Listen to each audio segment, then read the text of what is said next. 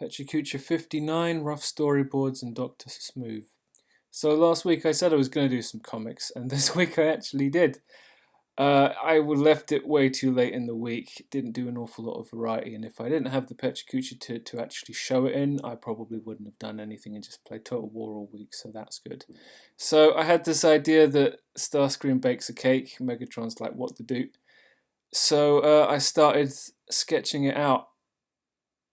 You know, angry Megatron, low shot, swearing, Soundwave, what the doot is this? You know, we're off to a great start. Um, it's super rough, and you know I hadn't done anything in a few days, so I'm trying to figure out comic book composition, how to draw these giant robot shapes, and actually figuring out how to fit the dialogue in. I feel like the letter size is reasonable, but still I'm eating up so much of these panels. So Megatron is being schooled on this Earth custom of cake baking by Soundwave, and he's deciding he's gonna eat the cake, even though it's stupid because it's it's there. So yeah, unfamiliar with forks, he smashes it with his hand and begins to nom nom nom. I dream of the day someone pays me to do this. So I work Frenzy in here, Starscream in the background.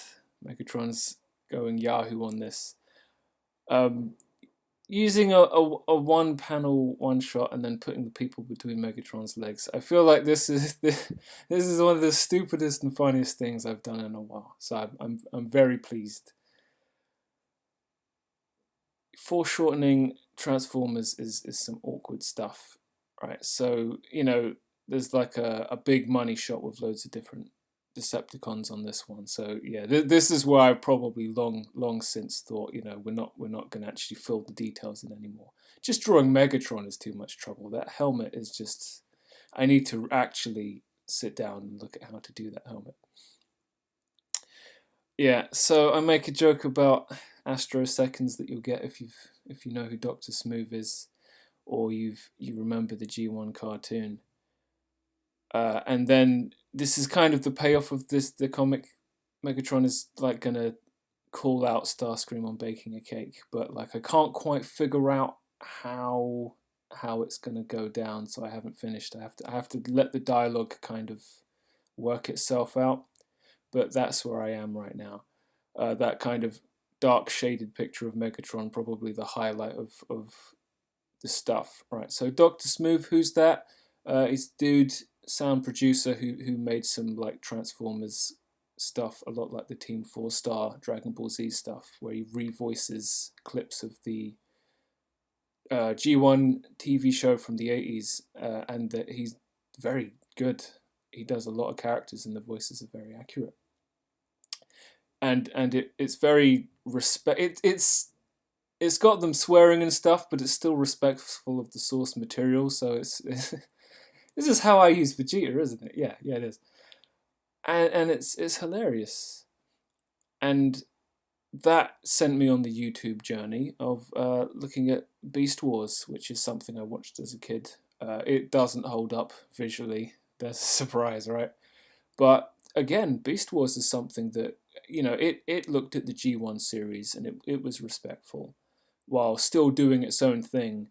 And I think Beast Wars, when it ended, it became Beast Machines, and the cast went back to Cybertron, and apparently Megatron won.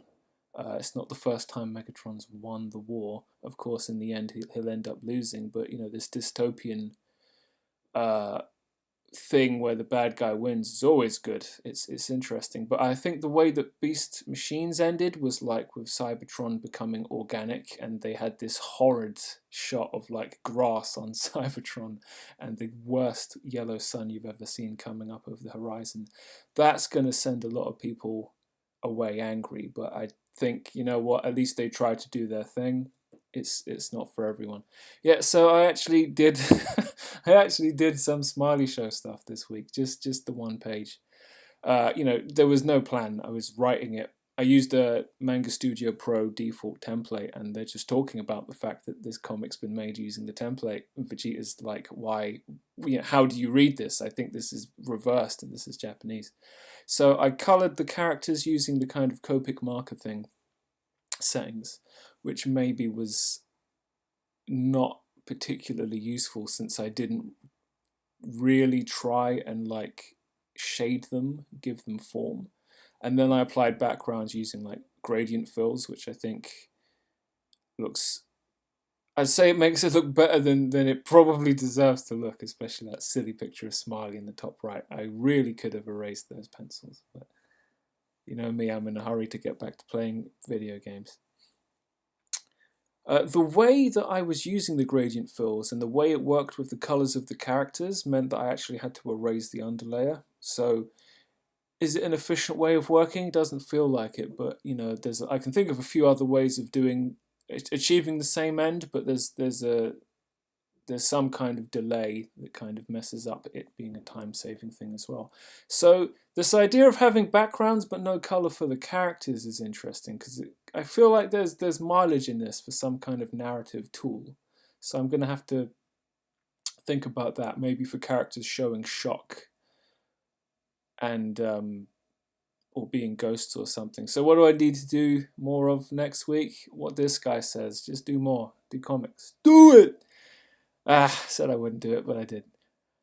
So yeah, I'm gonna do more Smiley shows, continue with that Transformers comic. Maybe I will actually be a bit considerate with my lines, but you know, I probably shouldn't even dream of making promises I can't keep. So that brings us to the end of Pecha Kucha 59, and I'll see you next time.